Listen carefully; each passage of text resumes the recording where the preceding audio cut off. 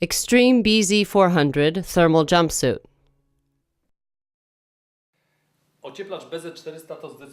The BZ400 is our thickest jumpsuit, and many divers consider it to be the warmest thermal jumpsuit in the world.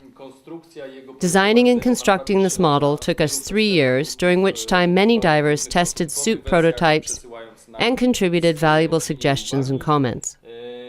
Thanks to this, we believe that this is one of the world's best thermal jumpsuits for technical diving.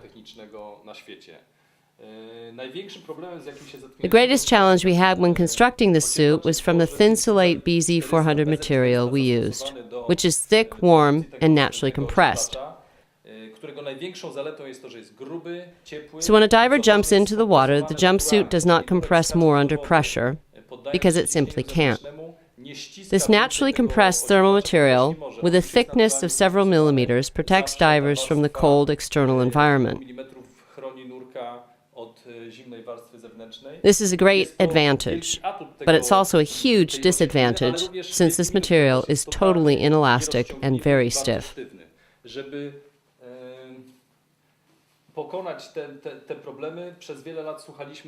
And over the course of several years, developed some interesting solutions that permit greater range of movement and diver mobility underwater. The first is this waistband sewn of elastic Thinsulate FX material. The second are the elastic underarm gussets that provide increased diver mobility. Thanks to this, divers will never encounter problems opening or closing valves. The third feature is how the legs are sewn, which means they're really ergonomic.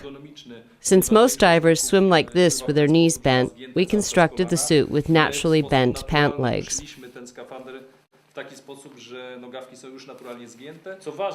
The back part of the pant leg is sewn with BZ400 insulation.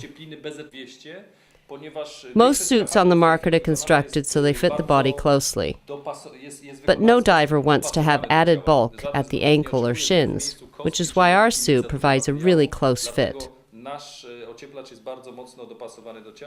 Thanks to this, it's really easy to put on and provides great ergonomics when swimming. The pant legs of all Santi thermal jumpsuits are equipped with wide elastic that won't dig into the diver's foot or heel. A similar solution was employed in the sleeve cuffs. If we'd used the BZ400 material in the end of the sleeve, there would be too many layers of material at this point, which is why we used a waterproof netting material here. Obviously, when a diver puts on the jumpsuit, the sleeve naturally pulls into the suit like this, and when putting on a dry suit, it's really easy, despite the thick thermal material, for it all to fit. These ends here are made of soft elastic to help put on the suit, but they also have another use. They can be used under cuff rings to allow for a natural supply of air into dry gloves and to prevent pressure in the gloves.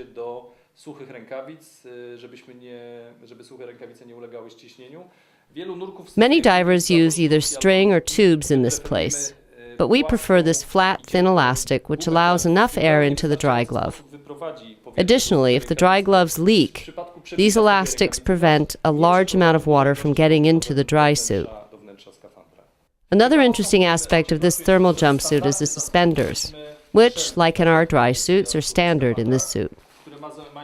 Their role is to make wearing this heavy jumpsuit more comfortable. When a diver or instructor is waiting for other divers, he or she can easily remove the top part of the jumpsuit and wear it only using these suspenders.